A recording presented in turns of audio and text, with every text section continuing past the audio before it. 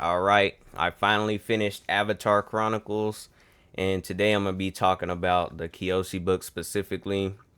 There will be another part for the Yang Chen books, but I just wanted to separate these, and then I'll just talk about Rise of Kyoshi and Shadow of Kyoshi.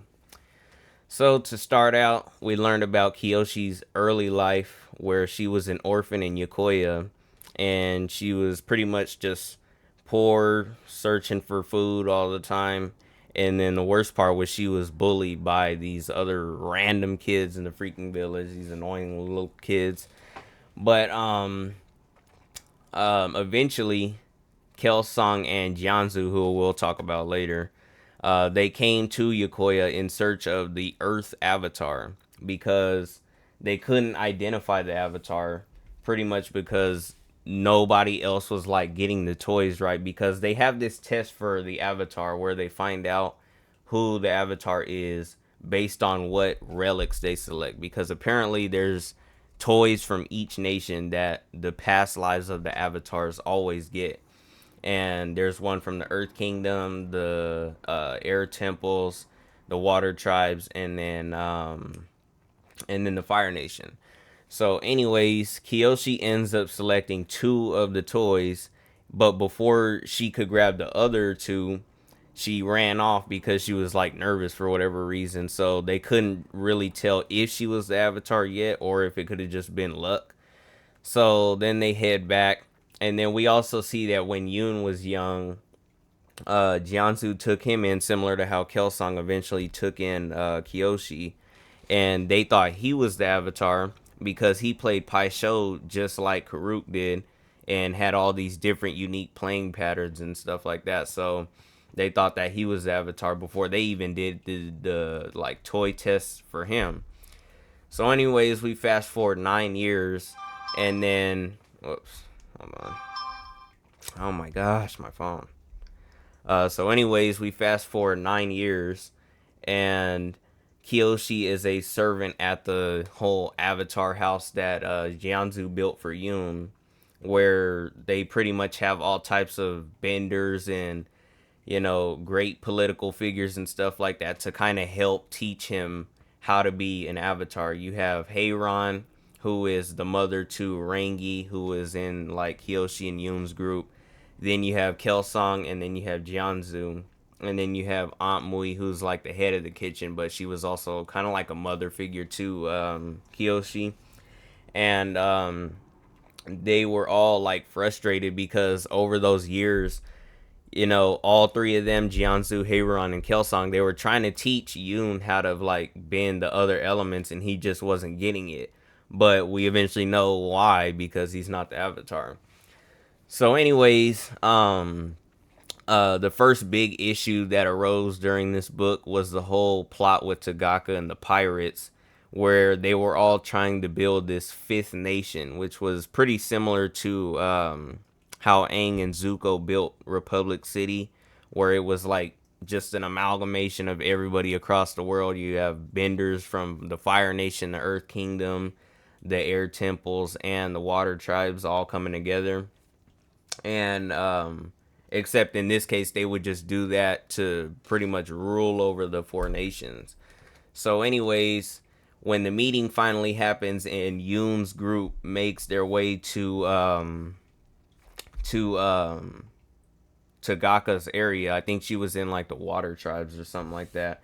Um, we learned a lot about the history of Heiran, Jianzu, and Kelsang, which was that Heiran had a bunch of Agni Kais where she accidentally killed her opponents.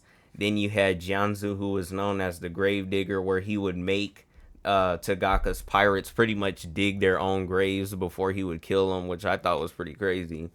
And then you have Kelsang, who was actually looked down upon, kind of not looked down upon, but kind of like he gave a bad look to the air nomads because he was known as like the great typhoon or the great hurricane, something like that, because he wiped away her whole entire fleet of pirates. So it was pretty interesting to learn about their history, and the fact that they were also the group to Karuk's team Avatar. So So now I guess Yoon pretty much has like two groups. He has all the people that are his age, like Kyoshi and Rangi, and then he has the previous avatars group. But anyways, there's a whole fallout, and Tagaka ends up having her pirates attack Yoon's group, and during the fight, Tagaka, she confronted Kyoshi because beforehand she was already kind of like mocking Kyoshi for her size, because Kyoshi, she's like 6'5" or probably all the way up to 7 feet tall. She's around Kelsong's height. So Tagaka, she was making fun of her height, and Kyoshi, after she finally got mad enough, she bent a freaking boulder from the bottom of the ocean all the way up to the surface and then threw it at them. I was like, what the fuck, bro? Like, everybody talks about Toph and they talk about Boomy, but I think the real strongest earthbenders are probably all from the Kyoshi books, bro. Like, even aside from the whole Avatar stuff, because for some reason everybody just thinks that avatars are only strong because they have like some type of innate talent as the avatar, but I don't think that's true, because even though they are a reincarnation, they're still their own person. But anyways, Kyoshi, she was pretty much like the strongest bender, and I think the strongest earth benders as a whole are Kyoshi, Jianzu, and Yoon, and you'll definitely see why by at least the end of this book, and then more so for Yoon and Kyoshi in the second book. But anyways, back to the point. She earth bent that giant boulder from the bottom of the ocean all the way to Tagaka's pirates. And then we see that everybody else is out there fighting. Heiran and Rangi, they're over there bleeding from being attacked by another gang of pirates. And eventually they all make it out and return to Yokoya. And this is when they started to really think that Kyoshi was the Avatar, because this is when she started singing the same song that Karuk wrote, like word for word. And that was when, bro, let me turn my freaking phone off. God dang. Oh my gosh. Anyways, so she starts singing the song that Avatar Karuk had written, and that was when Kelsong was like all in at this point about her being the Avatar. And again, like, he didn't want to make this whole commotion happen, and even Kyoshi, she started to like get mad at him. She's like, dude, you're only doing this because you want to like have more importance in my life or something like that. So they were starting to have their back and forth. And then Heiran and Jianzu, they finally were told the same thing, and then they started trying to do some tests for Kyoshi too. Like, Heiran, she had her do this it was like this cotton test or something, where she held something in her hand to try and burn it, and she even like heated the room up and stuff like that to try and help her at least earth, or not earthbend, firebend even a little bit, and she couldn't do it. So then they started having doubts again, and then Jianzu was trying to teach her how to like do something else. Like, they were just trying to go for anything at this point, and nothing was working. So then Jianzu, taking the worst course of action possible, decides to take Yoon and Kyoshi and act like they're going on a trip. But he took Kelsong's bison, if I'm not mistaken. He took his bison, Pang Pang, and then they went all the way up to like this area where Father Glowworm was, and he was pretty much there so they could find the true identity of the Avatar by, like, I guess consuming some of their essence, which was like just taking a bit of their blood. But anyways, they get up there and Jianzu poisons both of them, and then after Father Glowworm does his whole stuff, he reveals that Kyoshi is the true Avatar. So before anybody can digest this information, Jianzu decides to throw Yoon to Father Glowworm, because Father Glowworm, the whole time, he's like, I'll tell you guys who the true Avatar is, but I want my payment, which in this case was just food. And so Jianzu's thought process was like, okay, if we find out the true Avatar, then I'll just fucking leave the other person. So that was what happened. They found out Kyoshi was the Avatar. He left Yoon to pretty much just die, and then Kelsong, he finally makes it over here, which I have to go back and look at the book again. It's been like 2 months, but he makes his way over here and pretty much tries to confront Jianzu about what he's doing. He's like, dude, you took my bison, you freaking took Kyoshi and Yoon somewhere where we're not aware of, and then you brought them to the spirit that fought us in the past. Like, what are you doing out here? So eventually, Jianzu ends up killing this dude. And it's like, bro, he's your best friend, or at least one of your friends. And you guys literally grew up together. You guys were in the same group with Avatar Karuk together. And you just go and freaking kill him. So, anyways, he kills him. And finally, Kyoshi's Avatar state activates. And her eyes start glowing. And then she starts breathing fire like a dragon. Like, she just starts breathing fire out of her mouth. And then she eventually made it out of there and finally got back to Yokoya. She flew Ping Ping back to Yokoya, and then she told Rengi, like, bro, we gotta go right now because Jianzu, he about to come after us, bro, or at least about to come after me. So they get out of there, and she takes her stuff because she had this giant chest that she took with her from Yokoya when she was a little kid, which was full of her parents' belongings. And it was some makeup, the fans, and then the headpiece to go with it. So they end up going all the way to Hujiang, that city where the Flying Opera Company, which are Kyoshi's parents' former group of criminals and stuff like that, that was where they were located, in Hujiang. So, we get acquainted to Wong, Lek, and Kirima, and Laoge. I always forget Laoge, which is crazy because he's one of my favorite characters. But anyways, to give a brief description of these characters, Laoge, he's pretty much like he's like an assassin who has apparently been around for a long ass time, because it doesn't exactly say how long he's been around, but we know that he's been around since Guru Shokin's time. So he's been around at least since that point.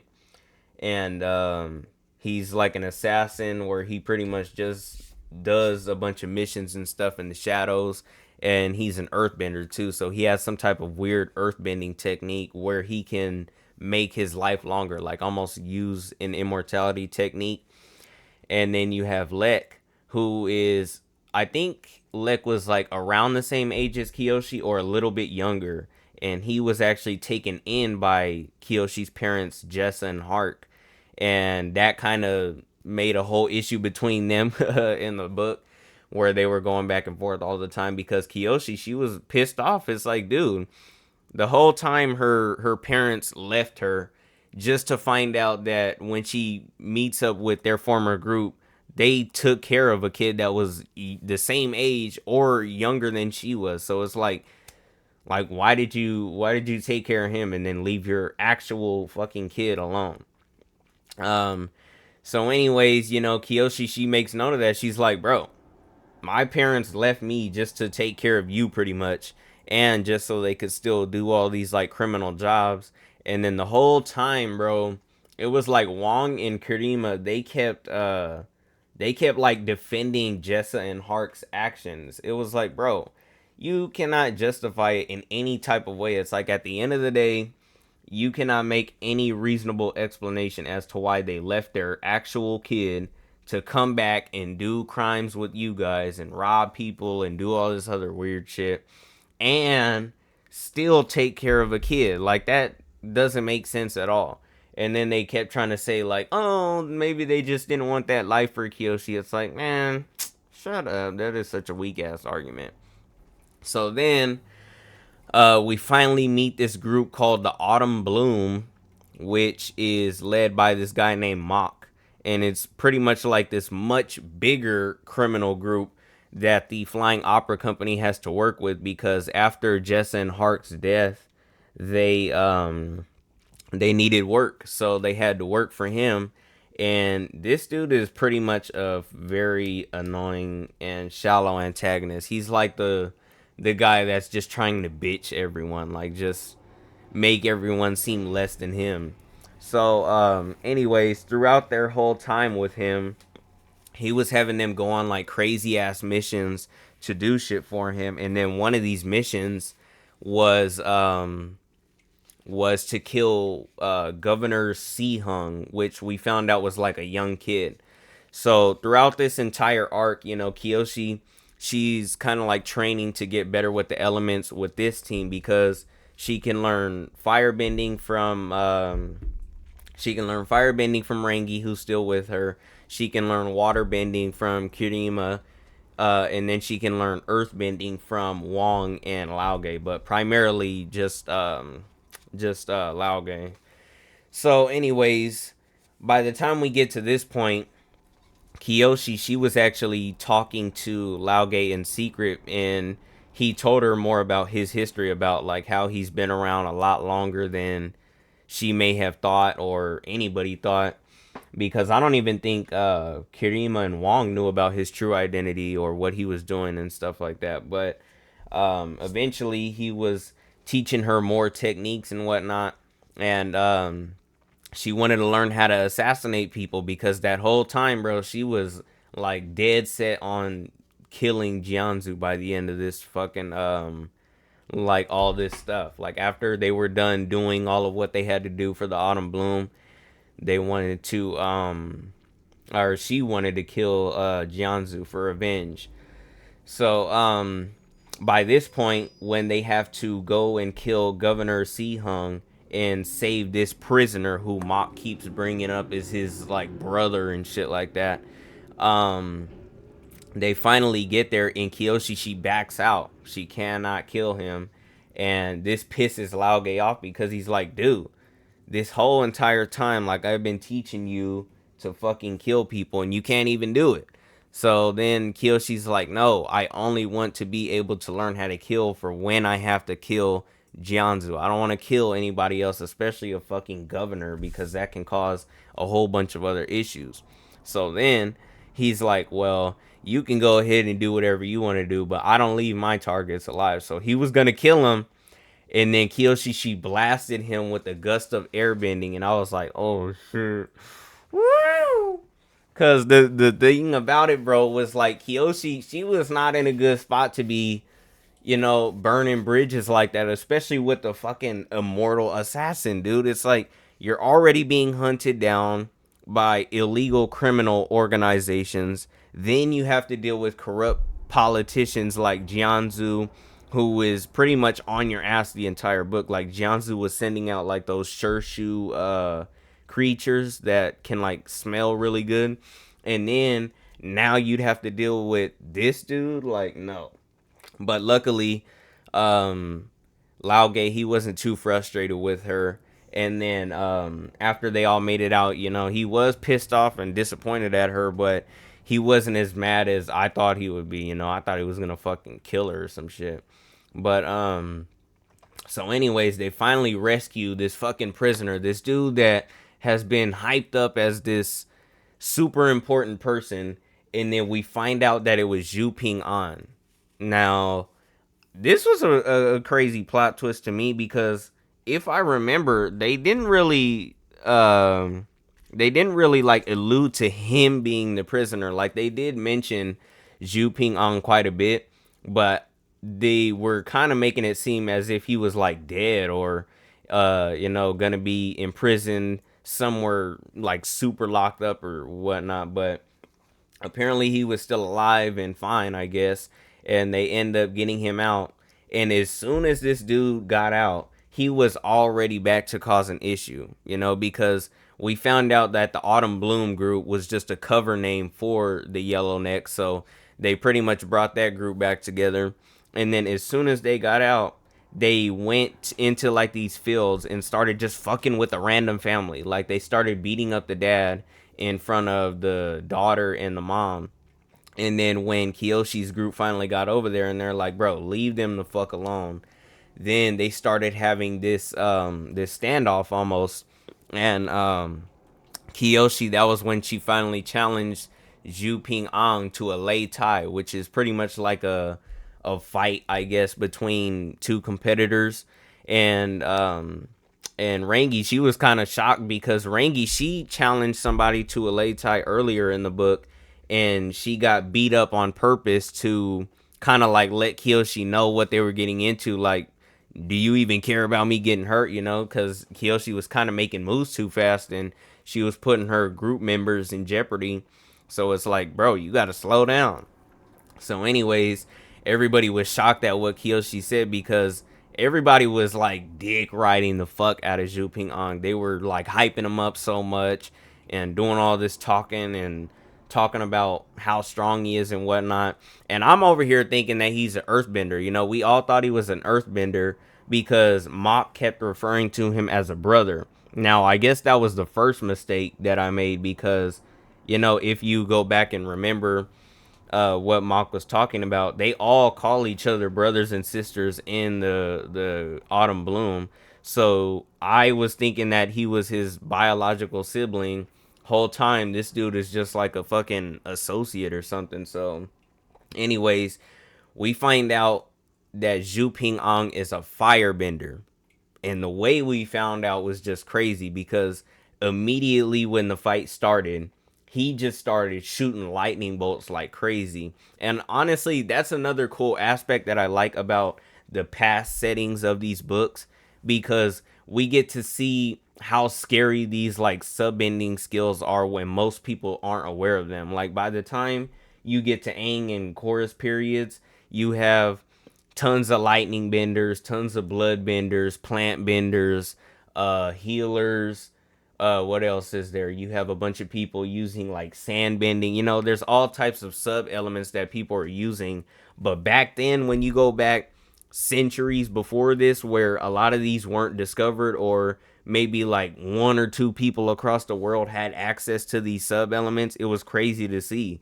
So the dude shoots Kyoshi like 9 or 10 times with lightning, and luckily she still had that armor that Jianzu had made for her back in the whole Tagaka stuff. But she basically played like she was dead, but Rangi, she was in the back, she was screaming like, oh my god, like she was just like, oh my gosh, bro. I had to go back and just look at that moment. But everybody was just screaming, freaking out in Kyoshi's group. They thought she was dead. And then she goes into the avatar state. The whole fight, she wasn't fighting in the avatar state because, avatars, they have to be careful. Like, again, a lot of people think that it's just a power up, but like Roku said, it's a defense mechanism. Like, you should only ever activate it if you're sure it can help you, defend yourself and you have no risk of dying. Like, if you go into the avatar state just while willy-nilly, then you could potentially ruin the avatar cycle by getting killed in that state. So anyways, she finally goes into the avatar state. She picks Zhu Ping Ang up and they go like 50 feet into the air, and then she like started talking to him for a little bit, and then she dropped him. She didn't care what her past lives would have thought or anything like that. She dropped them, killed them, and then afterwards she burned the surrounding fields to the area so that it would scare off the other Yellownecks. And then that pretty much, concluded that for at least the rest of this book. Now I don't really think that they were entertaining antagonists. Like, I kind of felt like the whole Autumn Bloom and Yellowneck plotline was a lot more boring compared to Tagaka and the Fifth Nation. Like, I would have liked to see more of them because Tagaka, she had more history to not only Kelsang, Heiran, and Jianzu, but also to our characters now. Like her and Kyoshi started going back and forth a lot more. Then maybe Rangi would have been a lot more mad because Heiran was hurt. All types of stuff like that. And plus the whole premise of that, like creating a fifth nation where everyone comes together, but almost like a twisted version of Republic City's version. That would have been a lot more cool to focus on rather than this Autumn Bloom stuff. But anyways, I thought it was all right. But then we finally circle back to Jianzu, where Jianzu and Kyoshi finally met up in some like restaurant or whatnot. And it was funny because throughout the whole conversation, Jianzu, he was just being like super aggressive. He's like, "You're gonna come back over here. I'm gonna teach you how to be a great earthbender. We're gonna teach you how to bend all the elements, and we're just gonna act like everything in the past did not happen." And then Kyoshi's like, no, we're not gonna sit here and act like you didn't fucking kill my father figure, Kelsang, who was also your best fucking friend, and like you didn't just leave Yoon to die. Because by this point, Kyoshi, she still thought that Yoon was dead to Father Glowworm. Now, we do find out what happened in that whole thing, but I'll talk about that in a second. But so they're having this awkward standoff in the restaurant, and it gets to the point where Jianzu, he literally threatens to bring the entire building down. So he starts earthbending, and then Kyoshi has to do the same thing to stop him from bringing the fucking building down. So the whole time they're just standing awkwardly doing these weird earthbending stances while everybody's just, still acting like nothing is happening. And then Yoon gets in here. Now, this part was also crazy because, like I said, when it comes to earthbenders, in my opinion, I think all three of them are stronger than Toph and Boomy. Like, individual earthbending alone. Jianzu has some of the craziest earthbending techniques and feats that we've seen. Kyoshi, she has done a ton of crazy earthbending things, and on top of that, she also refined her skills a lot more because before she was pretty bad with bending. She was pretty bad with bending smaller things and had a lot more of an easier time bending like huge boulders and rocks and stuff like that. So she refined her skills. But then Yoon, who was also a prodigious earthbender and could pretty much make earth look like any other element, like he could almost like liquefy the earth and make it look like water bending. He could bend it to where it was like heat or something like that, like fire bending. And then he was kind of like swift like an airbender. It was like he was doing all types of crazy shit. So anyways, he gets in here and overpowers both of them. He overpowers both of them, and then he stabs Jianzu, kills him, and then Kyoshi's like, "Bro, you gotta help me like keep the building up." Like she didn't know what the hell he was doing. So anyways, he gets over here and he kind of like smirks at Kyoshi and then just fucking drops the building. So like he just overpowered Jianzu and then overpowers Avatar Kyoshi, and I'm just like, bro, this nigga is strong as shit. So but I guess to be fair, that can't really be held against him because by that point Jianzu, he was even saying it himself, like, bro, he's much older, he's weakened. So there was a lot of shit that he had to do. And plus, it was also earlier in this book that he poisoned himself and Heyron to kind of like frame the other Earth Kingdom politicians that maybe they attacked Jianzu and Heyron. So that's kind of how he was trying to do it. He was trying to be slick and lie and say that they poisoned them. So he was affected by his own poison and just being a lot older than he was in his prime. And then Kyoshi, she had just gotten out of all these fucking crazy ass events and stuff like that. So they were both pretty, pretty damaged or nerfed, I guess, by this point. But still, the fact that Yoon overpowered both of them was just crazy as hell. So anyways, like I said, that was how this book kind of finished that important plot for this book. Jianzu was finally killed. Yoon was revealed to be alive, and now we don't know where the fuck he went.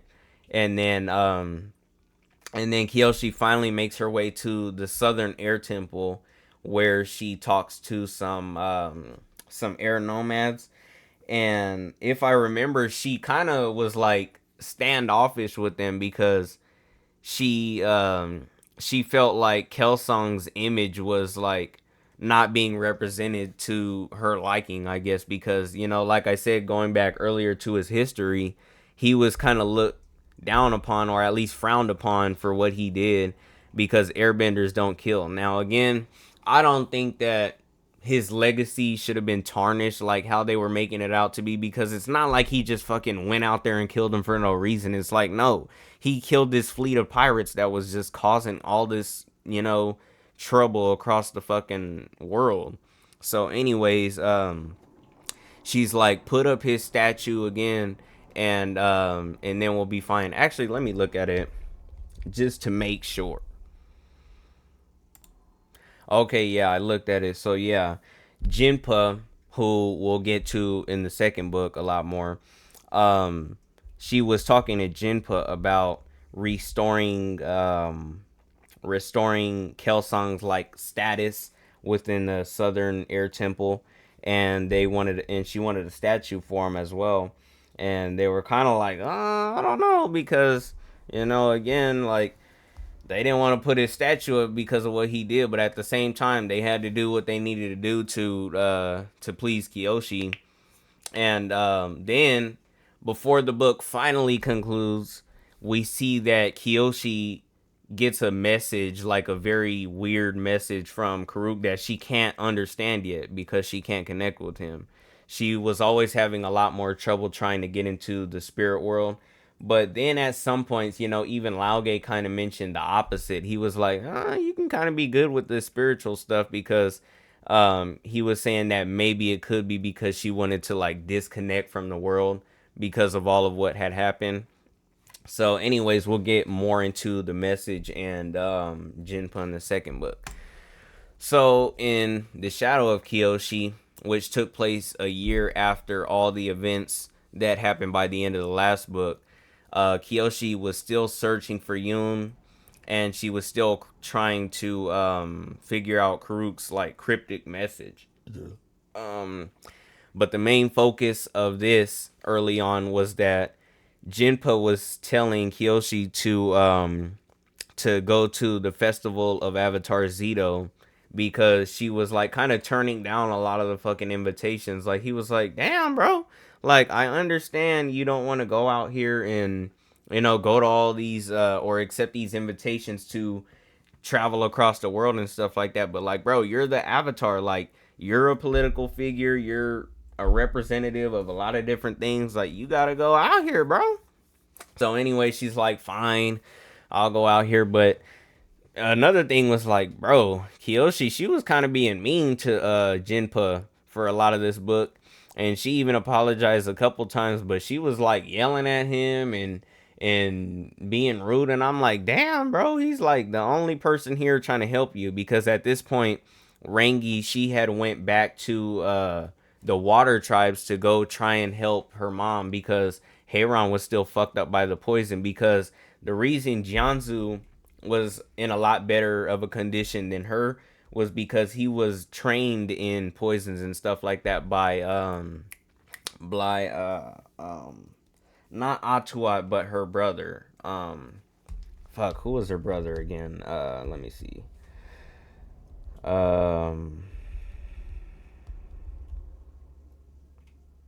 No. Who was her brother? Damn, it's not showing. I think it was, yeah, Amok. She was the sister to Amok, and Amok had trained he had trained Yoon and Jianzu to kind of like get used to those poisons. So they were a lot better conditioned to face that. And that was why Jianzu was still kind of able to fight after he was poisoned, compared to Heiran, who was like bedridden the entire time. So anyways, Amok's sister, Atuat, was pretty much the caretaker for Heiran. And Rangi, like I said, she had to go all the way to the water tribes to go get her help. And then she was also in the Fire Nation by this point, because she was going to be here for the festival. And she ranked up to a Fire Nation lieutenant, which was pretty cool. And one of the cool things that I thought happened was Rangi and Jinpa, they became friends pretty much instantly. And then they kind of like tag team Kyoshi. They were like ordering her around and shit like that, because Jinpa, he was kind of like joking around about it. Like, he was like, yeah, I finally can talk to Rangi, who can, boss you around. So they became friends, and then it was their little group. And then you also had Yin Yang. Was it Yin Yang? I think so. That was Jinpa's bison. But bro, one thing I wanted to talk about was like, dude, I don't know what these writers have against the freaking sky bisons, but it's like every time we see a sky bison, they always go through some crazy issues. Like you have um Appa in Avatar where he, you know, was in that whole Appa's Lost Days episode was like getting fucked up by all different types of stuff. Then you had Kelsong's bison who, you know, lost his master. And then you have this bison who only had 5 legs because he was attacked when he was a baby. So it was like every time we see a sky bison, it's like there's always something wrong with them.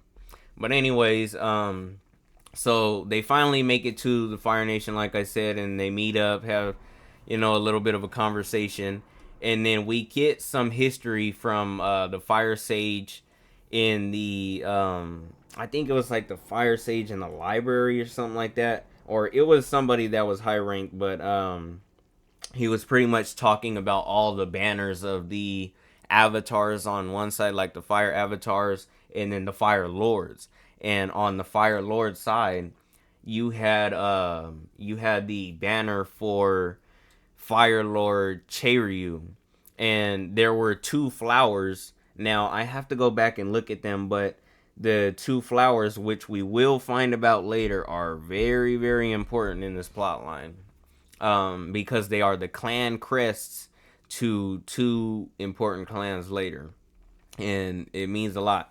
So, anyways, going back to this, um, when they get to the banquet, you know, everybody is talking and socializing, and basically, it was like super weird. Like, I don't know, this whole situation was weird because Rengi explained to Kyoshi, you know, like as weird as it was to like be in this setting, because Kyoshi, you know, she's poor, she's an orphan, she's not used to all this like fancy organized stuff. So they had to kind of like make it seem natural where they would talk to different people across the room and build relations and stuff like that before she talked to Fire Lord Zoryu, who was the son of Fire Lord Cheiryu. Now, the reason I say it's awkward is because it's like, bro, I agreed 100% with Kyoshi. It's like, why can she not just go up there and fucking talk to this nigga? Like, why does she have to talk to all these other Fire Nation nobles and stuff like that? Like, we don't give a fuck. So, anyways, she makes her way over there by the end after she's talked to all these people, and she talked to Heyron. You know, they had a little bit of a reunion as well, and then she introduced her to Atuat, the caretaker.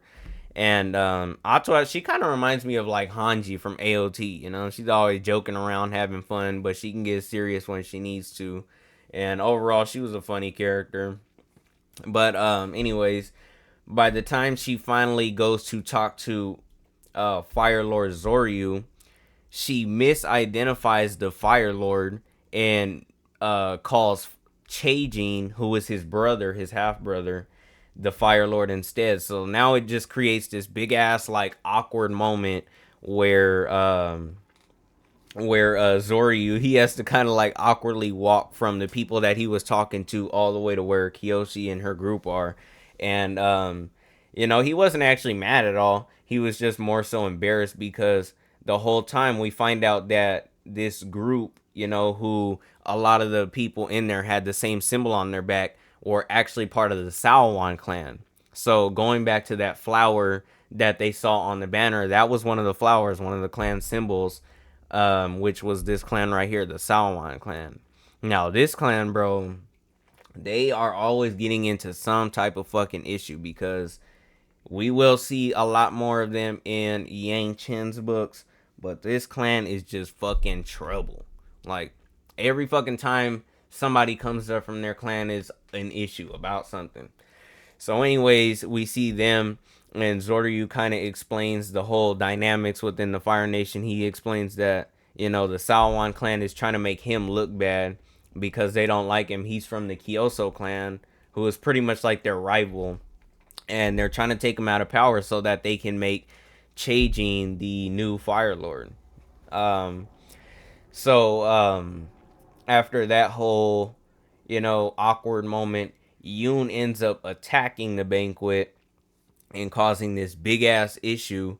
And now he's able to like use this tunneling ability that he got from um uh what's the spirit's name? The one we just talked about, Father Glowworm.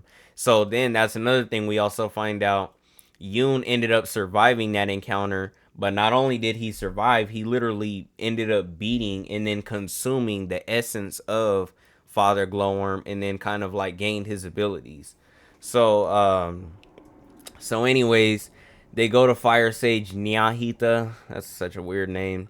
But anyways, he was a pretty cool character, and then they went over there to him to try and decipher the message of Karuk, because they were still having a hard time figuring out what the hell he was even talking about.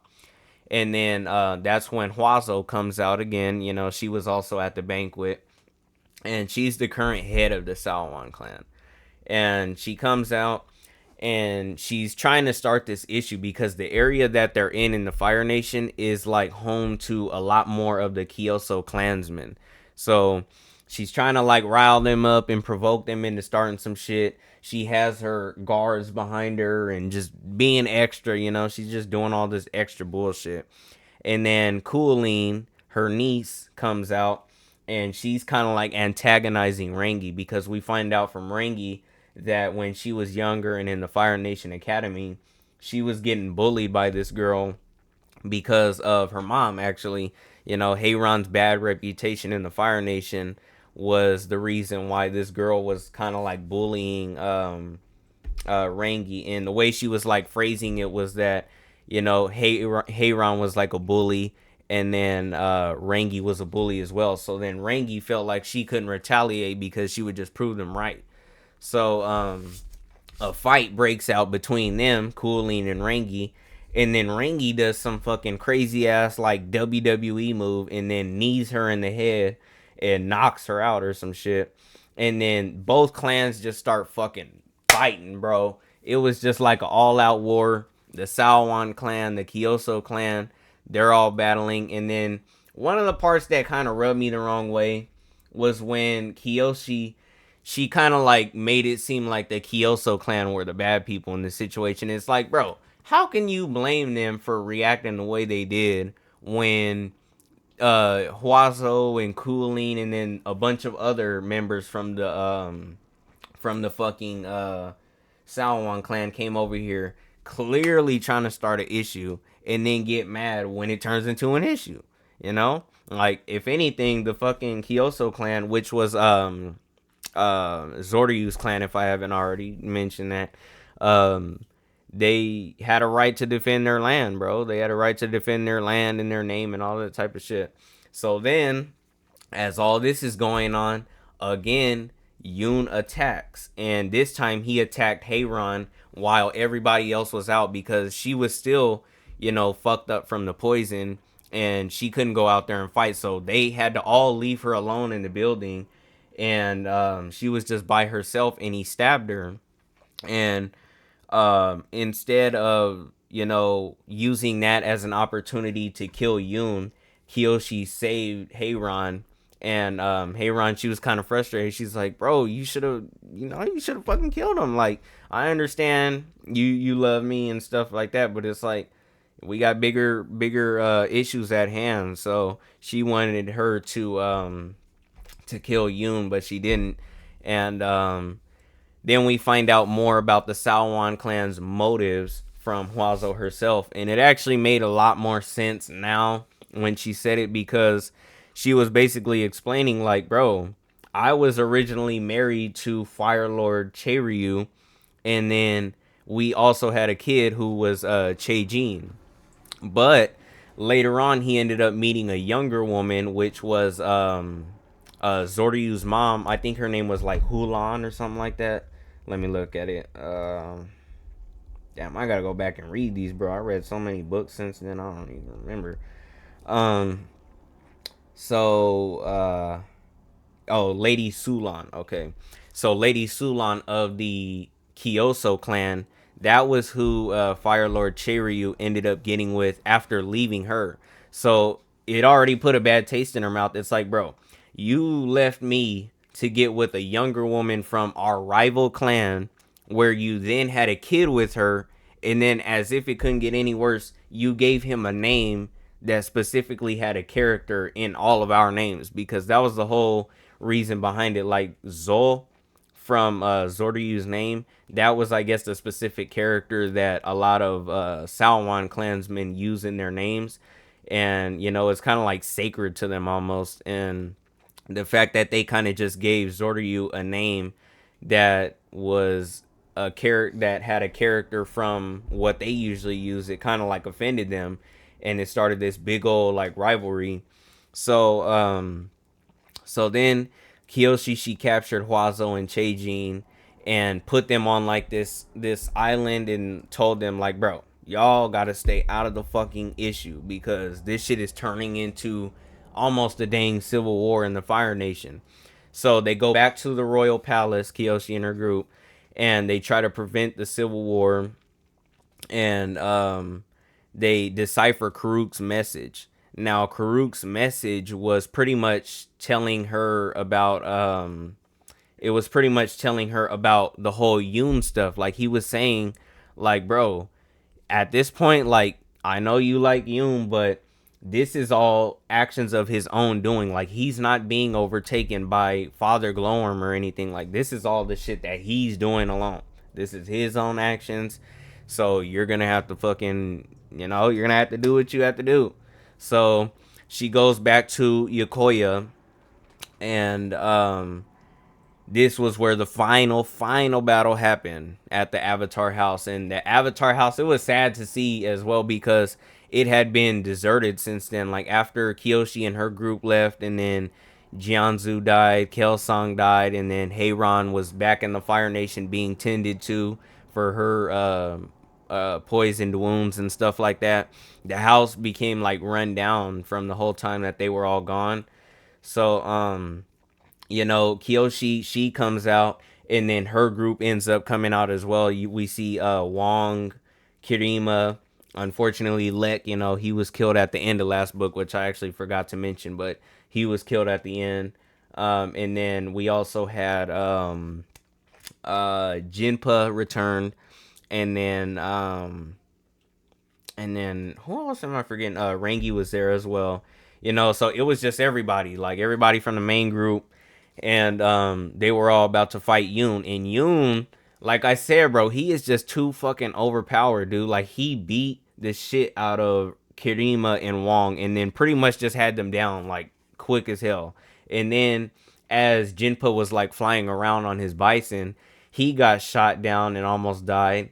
And then Rangi, she started attacking him, and she had white flames, bro.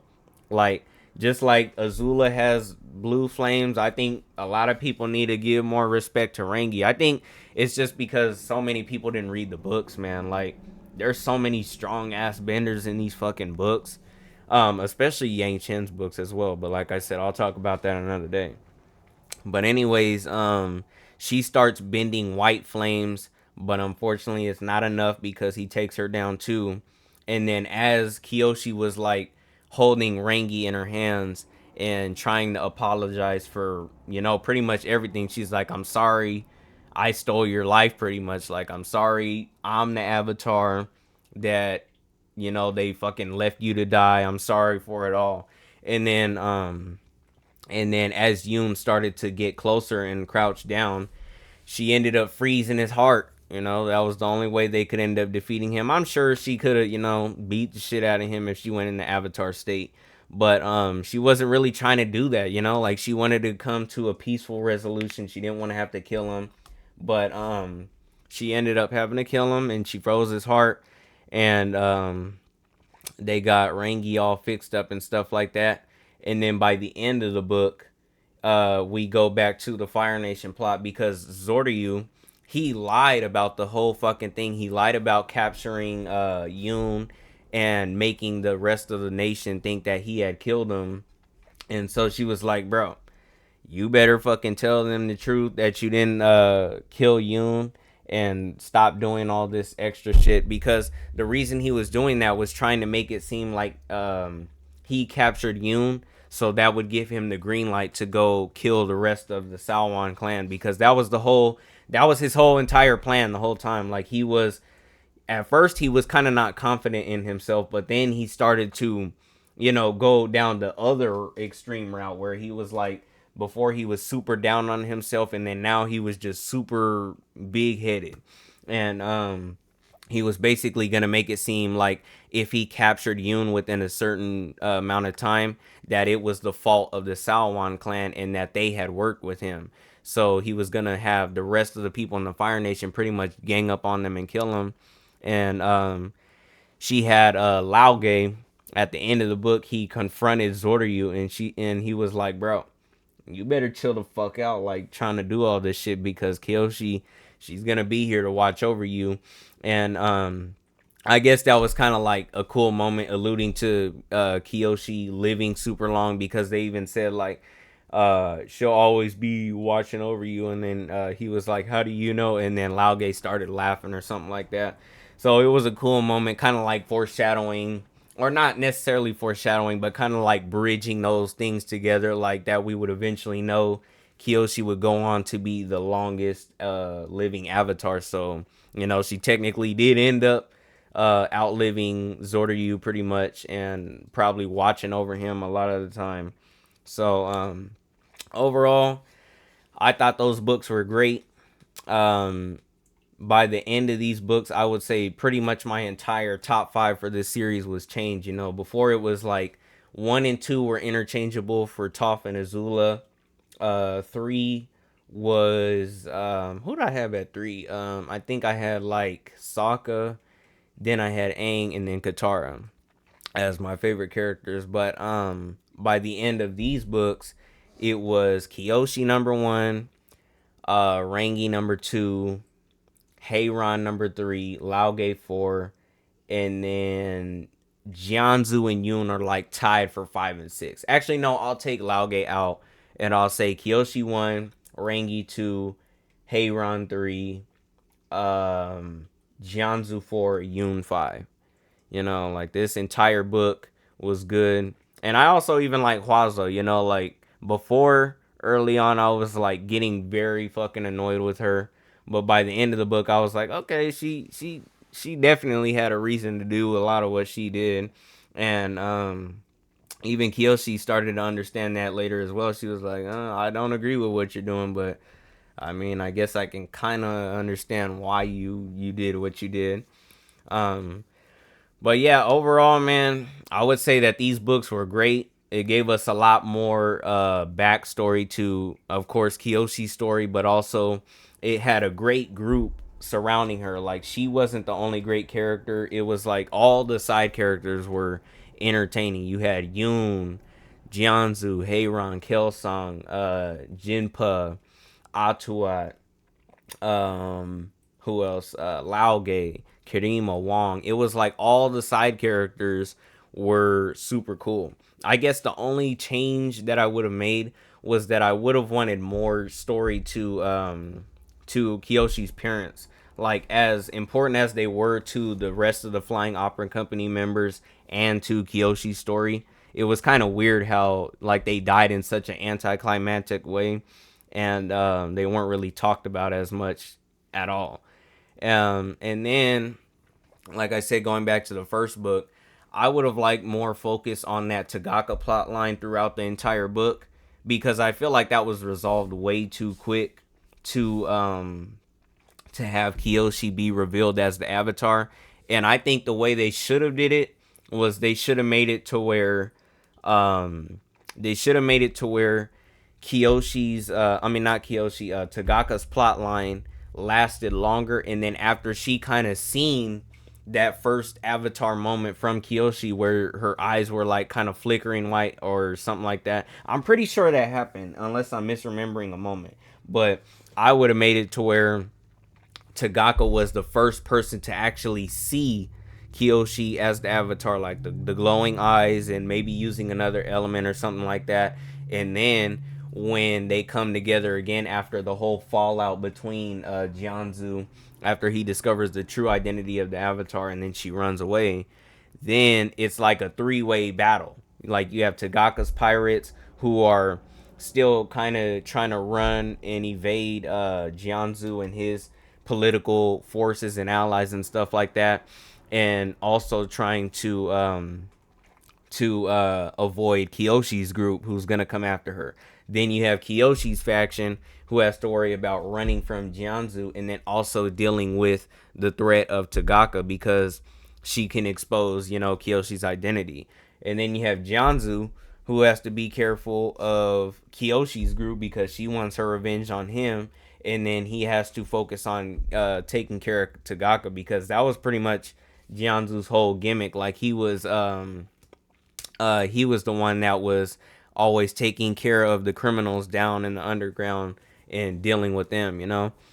And another thing like I liked was more lore on Karuk's era and his group, because even though it was still the same members, you had Heiran, Kelsang, Jianzu, we also learned a lot more about how irresponsible they were compared to how responsible and kind of like overbearing they were in this book, because they were trying to fix the issue in their past where they weren't as focused and they were kind of like messing around too much. And then it ended up where Karuk had to kind of like go on missions alone and fight dark spirits, and then he died a young death. And then Jianzu and Kelsang were kind of stuck with like doing his political work. So they kind of like overcorrected, and then now they were like too laser focused on like figuring out the Avatar, that it later led to the fallout, which got Kelsang killed and Yoon killed, and then Jianzu killed, and Heiran poisoned, and all fucked up. And then that led to Rangi and Heiran having their back and forth in the second book when, they were getting desperate to catch Yoon because of the skills that her and Jianzu taught him, like how to spy and assassinate and stuff like that. So then Rangi, she was getting pissed off at Heiran, and then she even got mad at Kyoshi because there was one point where they were so desperate for a solution that they were gonna literally have Heiran act as bait to lure out Yoon, and then Kyoshi could attack him. So, I feel like if they didn't make these issues in the past, or at least if they didn't overcorrect in Kyoshi's era, these issues could have been resolved a lot better, and they could have been in a lot better of a position in these books. Like that whole Autumn Bloom stuff could have been completely avoided. Kyoshi could have been a better bender. Maybe you could have even had Yoon help teach her how to fucking earth bend. But yeah, man, overall I thought these were good, even with some of the stuff I would have wanted to change. I would say the first book, Rise of Kyoshi, was like a 10 out of 10, and then Shadow of Kyoshi was like a 9. I'll say a 9. So yeah,